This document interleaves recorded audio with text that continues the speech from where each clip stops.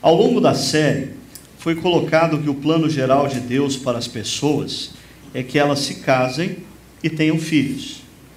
E de fato, eu não coloquei só nessa série, mas eu sempre tenho colocado que dentro do plano de Deus, o desejo de Deus é que nós nos tornemos homens e mulheres maduros, e nós nos tornamos maduros quando nós aprendemos a amar, e não existe melhor caminho para esse aprendizado do que o casamento e a experiência da paternidade e da maternidade. E aí a pergunta vem: como ficam as pessoas que, por razões que extrapolam sua própria vontade, não se casam? Existem pessoas que gostariam muito de se casar, mas não pintou, né?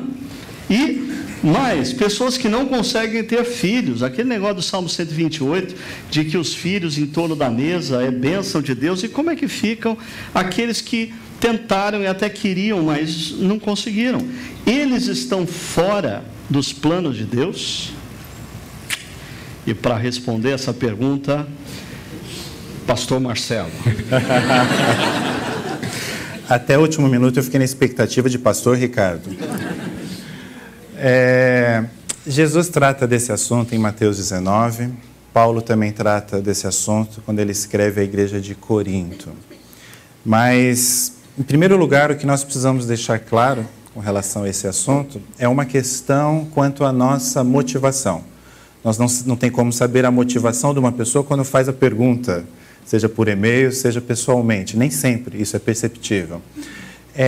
Se a motivação em relação a estar solteiro ou ter filhos está mais ligado a uma decisão pessoal, ou se essa motivação de fato está relacionada com algumas circunstâncias que está fora do controle da pessoa. No primeiro caso, nós caracterizamos como algo, uma decisão mais individualista, uma decisão egoísta, até por que não dizer. Falamos sobre isso um pouco durante a série. Cada vez mais as pessoas têm adiado o casamento, os motivos são os mais diversos e muitas vezes parecem muito justos. Desejam viajar, desejam ter uma carreira consolidada, desejam adquirir algumas propriedades, alguns bens, para só no segundo momento, então, assumir a responsabilidade de um casamento.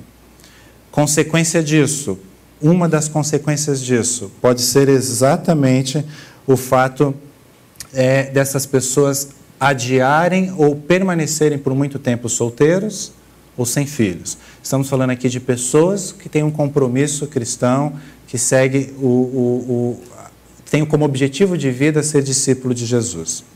Mas eu não quero gastar muito tempo nesse ponto, porque, pelo que eu entendi, o foco da pessoa que perguntou diz respeito a um outro perfil. O perfil da pessoa que tem o desejo, é discípulo de Jesus, deseja ser parecido com Cristo a cada vez mais, deseja um casamento, deseja se casar, ou está casado e deseja ter filhos, mas por algum motivo fora de controle não tem. Eu trouxe uma reflexão que eu apresentei para uma pessoa que eu escrevi exatamente a respeito desse assunto, que é mais ou menos na seguinte linha: esperar não é fácil. Eu conversava com essa pessoa, especialmente nos dias de hoje, em que as pessoas querem cada vez mais velocidade e eficiência e não têm paciência para enfrentar as dificuldades. Mas o ponto aqui é: o cristão, aquele que de fato se tornou discípulo de Jesus, ele tomou uma decisão. Ele escolheu voluntariamente se submeter ao senhorio de Cristo. E Cristo nem sempre tem pressa, mas sempre quer o nosso bem.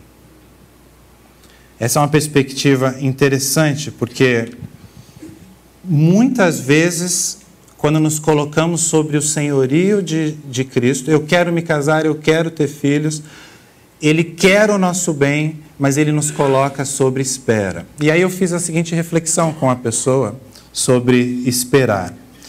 A espera nos ensina a ter paciência. A espera nos permite lidar com pecados que ainda não foram confessados. A espera nos permite lidar com os problemas mais íntimos, aqueles que só nós mesmos sabemos a respeito de nós mesmos. A espera nos permite confiar em Deus a ponto de vermos até um milagre acontecer. Existem diversos relatos bíblicos, por exemplo, de mulheres que não podiam ter filhos, que estavam desacreditadas pelos médicos, mas que tiveram filhos. Temos também relatos bíblicos e conhecemos pessoas que não tinham mais esperança quanto a casamento. Mas, quando menos esperavam, aconteceu. E o que se ganhou nesse processo de espera talvez tenha sido mais valioso do que se ela tivesse recebido exatamente no momento em que desejava. A espera também nos permite fazer alguma coisa para mudar as nossas atitudes. É exatamente o período de espera que nos faz refletir, que nos faz agir. Por isso, não significa ficar sentado, sem fazer nada. Significa agir com cautela, mas também em concordância com a vontade de Deus para as nossas vidas. A pergunta falava a respeito do plano de Deus. Os planos de Deus sempre se tornarão claros para nós no momento certo, no momento exato.